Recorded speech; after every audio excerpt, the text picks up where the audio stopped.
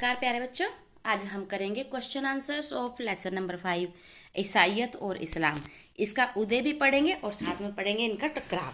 बहुत ही प्यारा लेसन है। लेसन आपने ज़रूर पढ़ लिया होगा, समझ लिया होगा। इसके बहुत बेहतरीन, क्योंकि अक्सर आप देखेंगे गाइड्स में कुछ क्वेश्चन बहुत आसान हो सकते हैं लेकिन कुछ बिल्कुल ही गलत होते हैं जिससे आपके मार्क्स बिगड़ जाते हैं। तो हमने बहुत बेहतरीन तरीके से हर क्वेश्चन को समझकर आपके लिए तैयार किया है। इसे अवश्य देखें और साथ ही आप वो सभी प्लेलिस्ट देखें जिसमें हमने इकोनॉमिक्स के, ज्योग्राफी के और सिविक्स के क्वेश्चन आंसर भी दिए हुए हैं। क्योंकि मैंने सिर्फ इकोनॉमिक्स में 25 ऐसे क्वेश्चन चूज़ किए हैं अपने 15 साल के एक्सपीरियंस में, जिसमें से आपको 2 मार्क्स का भी, 3 का भी और 5 का भी क्वेश्चन आएगा ही आएगा। और एक एक मार्क्स के क्वेश्चन की मैंने चैप्टर वाइज वीडियोस बना दी हैं।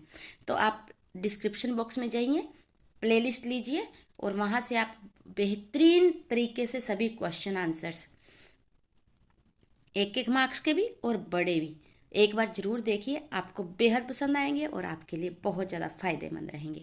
तो आइए शुरू करते हैं क्वेश्चन आंसर्स। हमारा पहला क्वेश्चन है, ईसाई मत की स्थापना किसने की? ईसाई मत की स्थापना यानी कि ईसाइयत की स्थापना ईसा की प्रथम शताब्दी, यानी कि जो हमें अब कहते हैं ना कि ईसवी, यानी उसे ही बोला ईसा। ईसा की प्रथम शताब्दी में जीसस, जिन्हें ईसा मसीह भी कहा जाता है, उन्होंने की। यानी कि आप अगर 1 मार्क्स का क्वेश्चन आए तो आप जीसस अथवा ईसा मसीह लिखिए, ठीक है। दूसरा है, इस्लाम की स्थापना किसने की? इस्लाम धर्म की स्थापना हजरत मोहम्मद ने की। क्रूसेड क्या है? क्रूसेड का अर्थ होता है प्यारे बच्चों धर्म युद्ध। ईसाइयत और इस्लाम लोगों में, यानी कि ईसाई धर्म के लोगों में और इस्लाम धर्म के लोगों में जो टकराव हुआ, जो लड़ाई हुई, उसे क्रूसेड अथवा धर्म युद्ध कहा जाता है, क्योंकि धर्म के नाम पर लड़े गए। फिर है, मार्टिन लूथर ने किस मत की नींव रखी? मार्टिन लूथर ने प्रोटेस्टेंट मत की नींव रखी, जिसे हम हिंदी में धर्म सुधार आंदोलन भी बोलते हैं। ये ईसाई मत का ही दूसरा संप्रदाय था। देखिए धीरे धीरे करके समाज में ईसाई धर्म जो था वो 2 संप्रदायों में बट गया। एक को कहा गया कैथोलिक, दूसरे को कहा गया प्रोटेस्टेंट। जो कैथोलिक थे वो चर्च में विश्वास रखते थे, जो प्रोटेस्टेंट थे वो चर्च में ज़्यादा विश्वास न करके इस बाइबल और ईसा मसीह की शिक्षाओं में विश्वास रखते थे। उसके बाद एक खलीफा कौन थे? पैगंबर मोहम्मद के मृत्यु के बाद जो उनके उत्तराधिकारी बने, जिन्हें इस्लाम धर्म के प्रचार की जिम्मेवारी भी सौंपी गई, खलीफा कहलाए। पैगंबर मोहम्मद के बाद 4 खलीफा बने हैं। पहला अबू बकर, फिर उमर, उस्मान जिसे उस्मान भी कहा जाता है, और अली। नेक्स्ट क्वेश्चन है, कोलंबस ने क्या खोज किया? कोलंबस ने अमेरिकी महाद्वीप की खोज की 1492 में, वो भी समुंदर के रास्ते से। ईसाई लोगों ने क्रूसेड क्यों किए? देखिए क्रूसेड तो दोनों तरफ से है, इस्लाम की तरफ से भी और ईसाइयत की तरफ से भी। लेकिन यहाँ पर हमारा क्वेश्चन ये है कि ईसाई लोगों ने यह धर्म युद्ध क्यों किया? नंबर 1, देखिए यहाँ पर यरूशलेम नाम की एक जगह है जिस पर ईसाई भी अपना हक जमाते हैं, यहूदी भी और मुसलमान भी।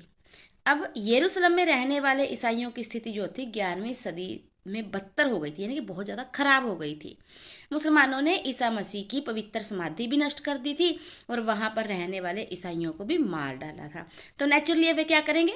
धर्म युद्ध में शामिल होंगे। दूसरा, जो बचे हुए ईसाई थे वो बंदी का जीवन जी रहे थे और उन पर कई प्रकार के टैक्स भी लगा दिए गए थे।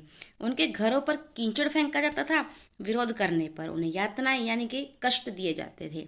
ईसाइयों की संपत्ति छीनकर उन्हें जबरन मुसलमान बनाया जाता था। जो फिलिस्तीन के ईसाई हैं उनकी स्थिति बहुत खराब थी और जो तीर्थ यात्रियों पर जा रहे होते थे उन पर भी बहुत ज़्यादा अत्याचार जो हो रहे थे। ये सब सूचनाएं यूरोप में पहुंच रही थी, क्योंकि यूरोप में ईसाई धर्म बहुत ज़्यादा प्रसार के साथ है। तो अब ईसाई जगत ये कैसे सहन कर सकता है कि फिलिस्तीन में रहने वाले ईसाइयों पर अत्याचार हो रहे हैं? तो यरूशलेम को मुसलमानों से मुक्त कराने के लिए और वहाँ की यात्रा को सुरक्षित बनाने के लिए ईसाइयों ने क्रूसेड में यानी कि धर्म युद्ध में भाग लिया। नेक्स्ट है, मार्टिन लूथर ने ईसाई मत की नींव क्यों रखी?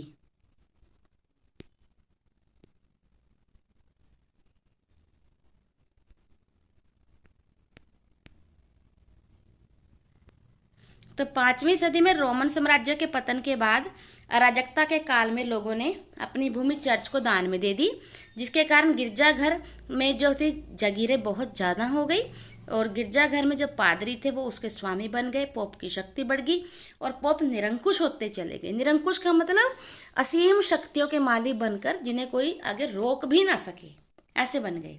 दूसरा, चर्च के संगठन में भ्रष्टाचार और दुराचार का बोलबाला हो गया।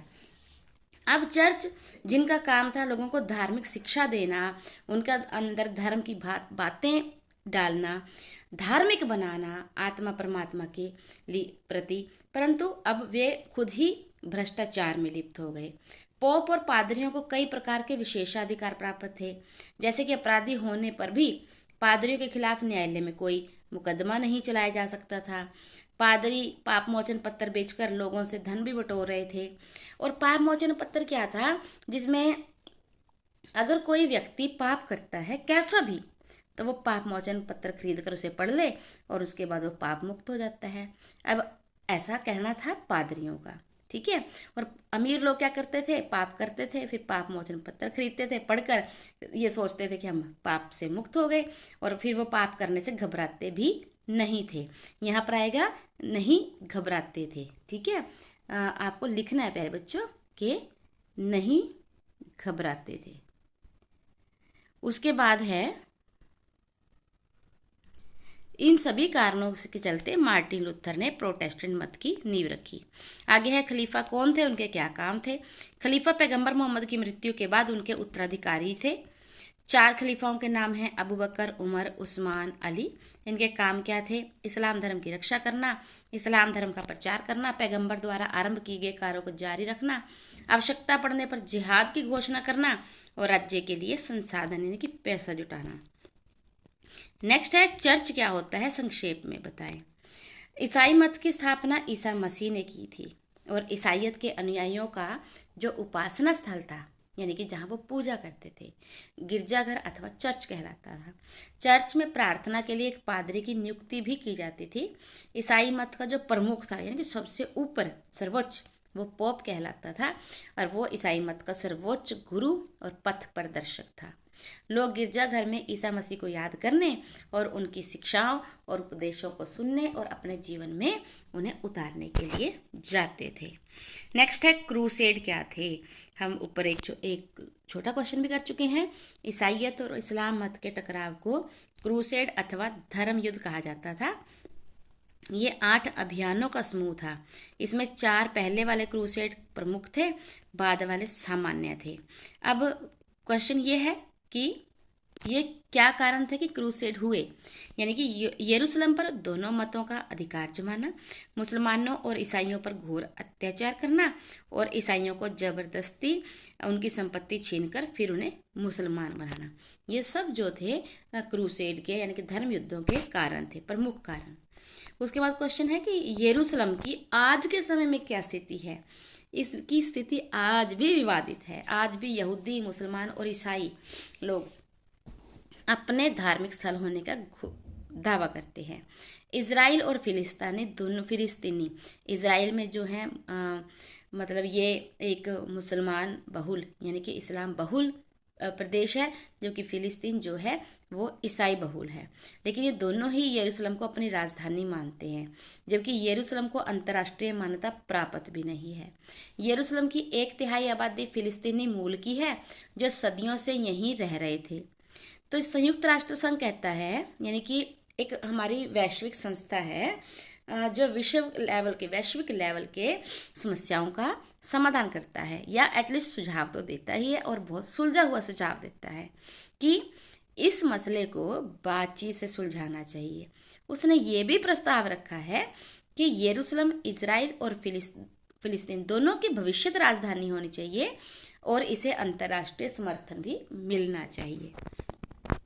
नेक्स्ट है इस्लाम व ईसाइयत के संघर्ष की वजह से, यानी कि प्रश्न आपको ये भी आ सकता है कि धर्म युद्ध के परिणाम बताएं, या आपको ये आ सकता है इस्लाम और ईसाइयत के संघर्ष के परिणाम बताएं, या क्रूसेड के परिणाम बताएं, या प्रभाव बताएं। बस तब आपको इसी प्रश्न को लिखना है इसी आंसर को। इस टकराव के बाद ईसाइयों ने रणनीति बदलने का निर्णय लिया। अब वे समझ चुके थे कि मुसलमानों को आर्थिक हानि पहुंचानी होगी। अगर वो आर्थिक हानि पहुंचाएंगे तब कहीं जाकर वो मुसलमानों को डाउन कर सकते हैं। इसलिए उन्होंने भारत और एशिया से वस्तुएं प्राप्त करने के लिए नए रास्तों की खोज की, ताकि जो वो कर या टोल टैक्स जो वो देते हैं ना, मतलब मुसलमानों को, उसे से उन्हें ना दें और उन्हें आर्थिक हानि हो। दूसरा, इन धर्म युद्धों के चलते अनेक सामंतों की मृत्यु हो गई, जिस वजह से यूरोप में भी राष्ट्रीय राज्यों का उदय हुआ। तीसरा, इन युद्धों के कारण पोप की शक्ति में वृद्धि हुई और वे निरंकुश हो गए। चौथा, इन युद्धों के बाद दासों को स्वतंत्रता मिली और स्त्रियों की स्थिति में सुधार आया। पांचवा, एशिया और भारत के संपर्क में आने से यूरोप के लोगों के खान पान रहन सहन में परिवर्तन आया और यूरोप में नगरीकरण की प्रक्रिया तेज हुई। एशिया और यूरोप के बीच होने वाले व्यापार पर अब जो अरबों मतलब मुसलमानों की जो मध्यस्थता थी वो उसका अंत हो गया और इस टकराव के बाद मुसलमान यरूशलेम पर अपना कब्जा करने में भी सफल रहे। शुरू में तो नहीं, लेकिन परंतु बाद में। तो ये सब परिणाम थे। आप चाहें तो इसमें से कोई जो आपको आसान लगे वो 5 भी कर सकते हैं। ये हमारा प्रयास बहुत मेहनत से है। हमने बहुत मेहनत लगाकर बहुत मुश्किल से अपने इस जो बिजी शेड्यूल में से निकाल कर हमने बनाए हैं। उम्मीद है आपको ज़रूर पसंद आएंगे। अगर पसंद आते हैं तो आप लाइक ज़रूर कीजिए और अगर आपको कोई समस्या है तो वो कमेंट बॉक्स में बताएं। हाँ, अगर आपकी कोई क्वेरी भी है या आप हमसे कुछ कहना चाहते हैं तो कमेंट बॉक्स में निसंकोच लिखिए। Thank you so much. Have a nice day. God bless you बेटा।